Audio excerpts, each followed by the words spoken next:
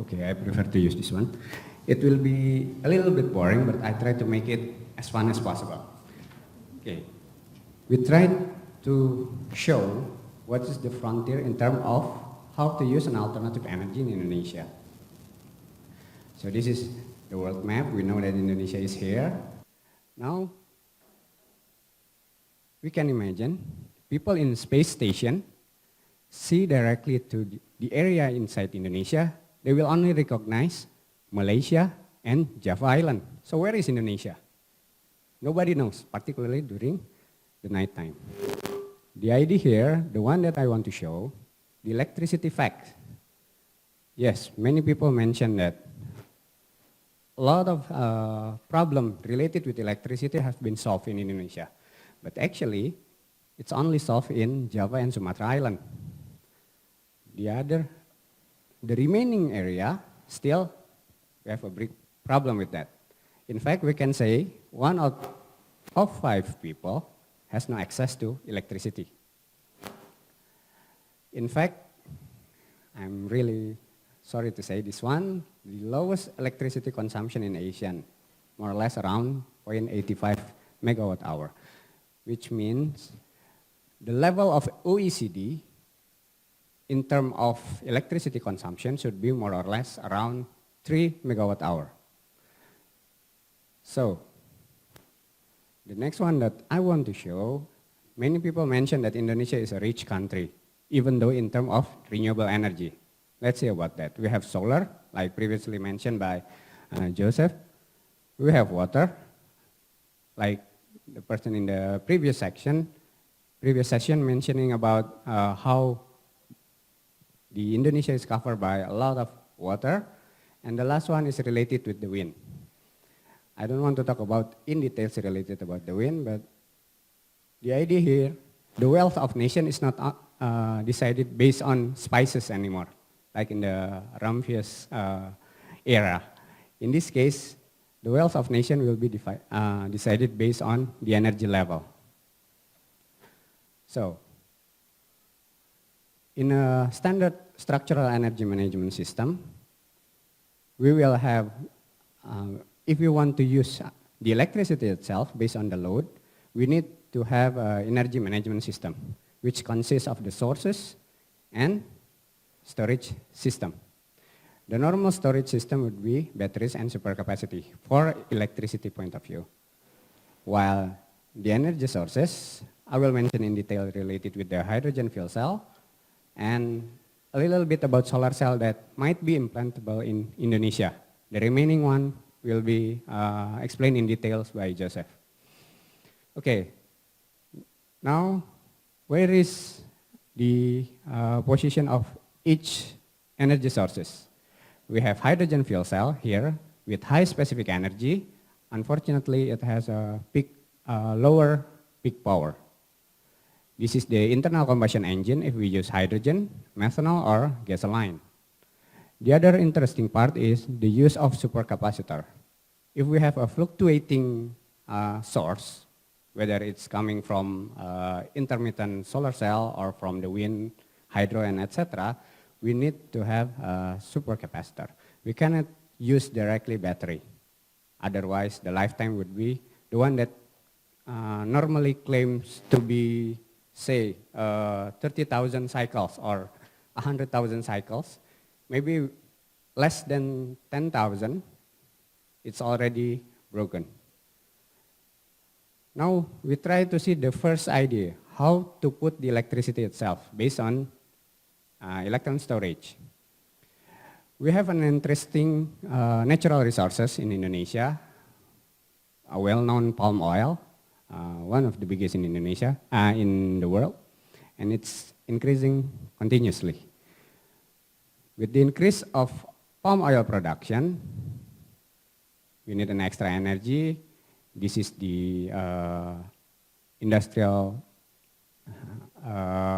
characteristic. This is the main problem now. We will have too much biomass waste and too much liquid waste.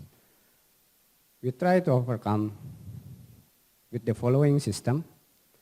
Try to make an added value based on the chemical processing. an empty bunch and shell. Even with POME, it's a well-known liquid waste coming from palm oil. We try to make a graphene, activated carbon, and carbon nanotube. Okay, in order to make the palm oil from palm oil fruit, we always have the waste. That is the basic idea. We try to make these things, and the idea is to make a high performance electrode for electrical storage, for electron storage. Now we'll see. This is our result. So even with the waste itself, we can make a graphene with a simple chemical processing. We make a very nice layer of graphene, which will increase the conductivity from the electrode. The second one, combining with the similar waste, if we see palm oil bunches and palm oil shell, the microstructure is a bit different, and we try to make an activated carbon based on the previous biomass. So we perform several process, and here we can say this is not a hive, not a beehive. This is an activated carbon from palm oil bunches, which can increase the surface area. The similar thing happened to palm oil shell. And the last one is related with the oil waste, the liquid waste. By putting additional catalyst, we can have a quite beautiful carbon nanotube. By combining those three, we try to assemble a good electrode for electricity storage. And we did it. Now it's under process for international patent. The second one is related with the fuel cell. There is a typical characteristic related with the fuel cell. I'm start with the application itself. It's very wide variety, from micro fuel cell up to industrial-based fuel cell. We can use it as cellular phone, an energy for cellular phone, up to power plant for the city itself. But what is the basic idea from the fuel cell? Basically, it's reaction between hydrogen and oxygen to produce water. So you can imagine if we use it as cellular phone, you use your phone for more or less 30 minutes and you will drip with sweat. But not coming from the person itself. It's coming from the devices. So even though it's possible, the technical issue will be another challenge. Similar with laptop. We don't want to put an extra water bottle next to our laptop, right? So the most potential application would be residential power generation, transportation, or industrial power plant. Okay, this is the well-known application for transportation, starting from the city car, urban bus, vessel, submarine, and etc. There is one issue related with the fuel cell. Many people are afraid because of the fuel itself. It's coming from the hydrogen. With the well-managed storage tank, with a specific design, we can remove the issue. You can see here the difference between hydrogen storage tank inside the same car and with the gasoline. They use the similar system to break it and then use a source of fire to start the fire itself. So the first one, we can see the jet fire occur. While the second one in the gasoline, the fire occur on the vapor of the gasoline itself, not on the liquid part. So it means with the highly diffuse hydrogen, it's very small molecule. It's very fast. So if we can manage the direction, we can reduce the possibility for additional accident. While in the gasoline case, it's impossible to control the diffusion of gasoline vapor. So actually we don't need to worry related with the hydrogen storage tank. Even though in terms of pressure, nobody wants to sit above the hydrogen storage tank with the pressure more or less around 300 bar, 300 ATM. So nobody wants to do it. But in any case, if scientists can design how to release the safety issue in a proper way, actually there will be no issue related with the hydrogen storage tank. Now, basically what is the fuel cell? It's a similar device like a conventional power generation. Try to convert from chemical energy to electricity. The conventional one, we need an extra step. And it will lose significantly because of the Carnot cycle. The maximum would be around 40%. However, in a fuel cell point of view, because the chemical energy can be converted into electricity directly, the efficiency can be goes up to 60% for only electricity. If we use the heat itself, it can be up to 80%. The reaction is very simple. We use hydrogen in one chamber and oxygen in another chamber. And then in this electrode, the hydrogen will split into two protons. Protons can travel inside the electrode, inside the electrolyte, and then meet again with electron to produce water once it reacts with oxygen. So that is the basic mechanism. Here that I want to share is related with the how hydrogen-oriented economy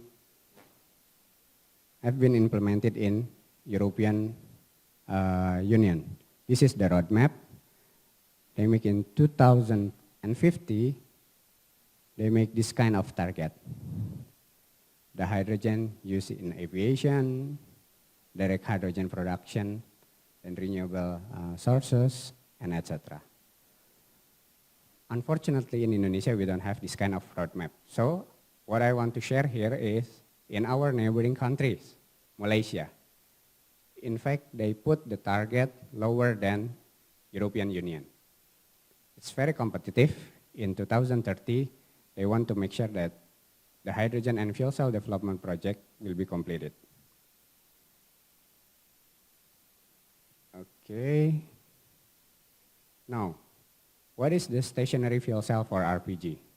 Basically, we tried to combine the heat and power. Because the reaction is electrochemical reaction, it will produce heat. Not only the electron can be utilized, it will also produce heat.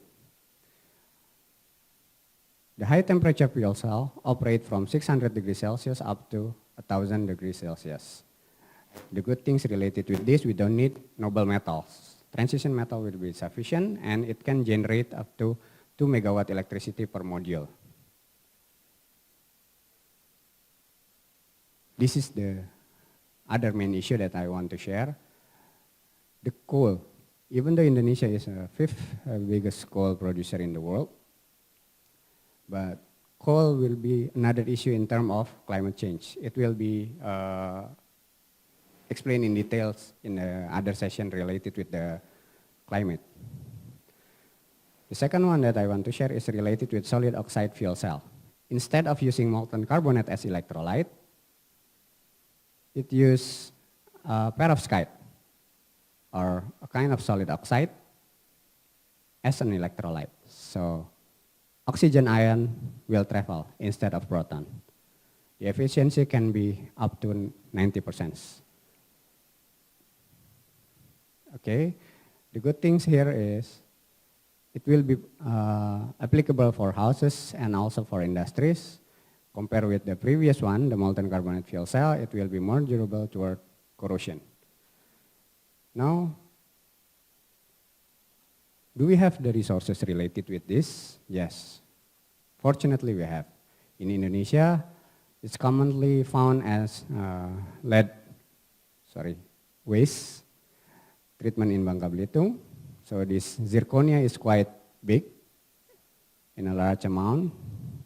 We can find in this area. And it's already proven that this zirconia silicate has been used as SOFC electrolyte. And we have a higher conversion compared with the YSG. It has stabilized zirconia, the conventional electrolyte for solid oxide fuel cell.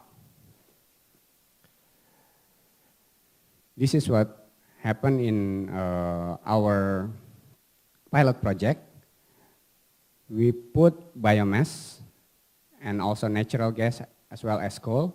Nowadays we put biogas in one system and then connect it directly into the fuel cell based on gasification schematic system. It has been proven that there is no significant change in terms of microstructure. So the electrode itself is working well. This is what we try to share. In the laboratorium scale, we have a small video here.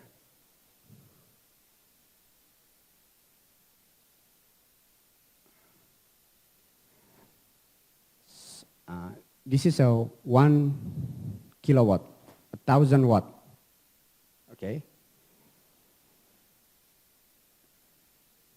Based on the previous laboratory scale, we collaborate with Jakarta Propertindo to prepare a 300 kilowatt, and it has been used for supplying electricity for Marina Bay in Ancol, Jakarta area. And the good things related with the hot water, we can use it as well to provide hot water in this hotel nearby. So combined heat and power is already useful for commercial application. And the last one, I will explain only a small detail related with it because Joe will explain in details about solar cell. So basically in Indonesia, it's only 0.1%. The problem is related with the tropical climate, even though the radiation time more or less are the same. This is the sun intensity and etc. Now, the location of Indonesia itself. The possibility to have high precipitation. This data show only a small area in Indonesia that will be quite a good location, appropriate location or suitable location for conventional solar cell. So what we try to propose here is the conventional silicon-based commercial solar cell, it has limitation in the cloudy areas. No wonder a lot of solar cell in Indonesia never reach the watt peak that has been written in the panel itself. 100 watt peak would be only statement. The real one always lower than 40 watt peak. So one of the ideas is to propose dye-sensitized solar cell. For sure, a lot of solar cell type that can be used to overcome this problem. Here, only one that I want to share related with dye-sensitized solar cell. The basic idea is to put additional dye to improve the ability of electron transfer due to photon energy.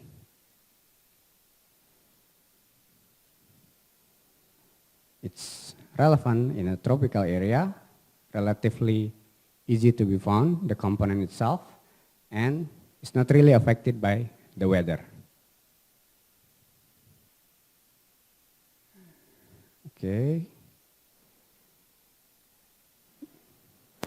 The idea is making titania and carbon. We call it the third generation of solar cell, this sensitizing die, incorporated inside titania. Now we work here with the titania coating and carbon coating to form semi-transparent solar cell.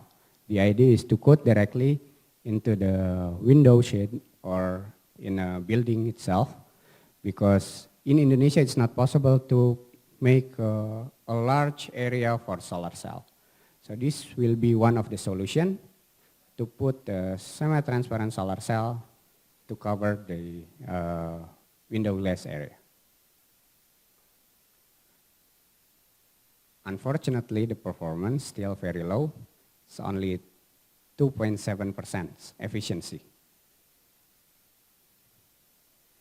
Okay, so in summary, I would like to mention that biomass waste, it will be a good potential sources for electrode in terms of electron storage, whether it's for supercapacitor or batteries.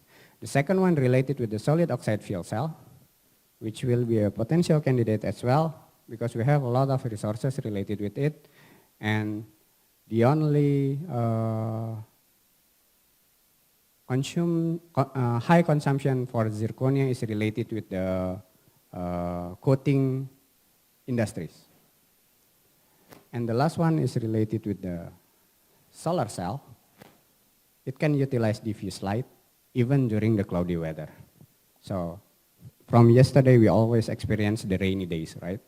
So it's really difficult for us if we want to use a silicon-based solar cell. Okay, last but not least, this is our research funder and collaboration up to now with Italy and as well as Korea. And thank you very much for the talk. The next one will be details related to the solar cell given by Dr. Joseph. Please.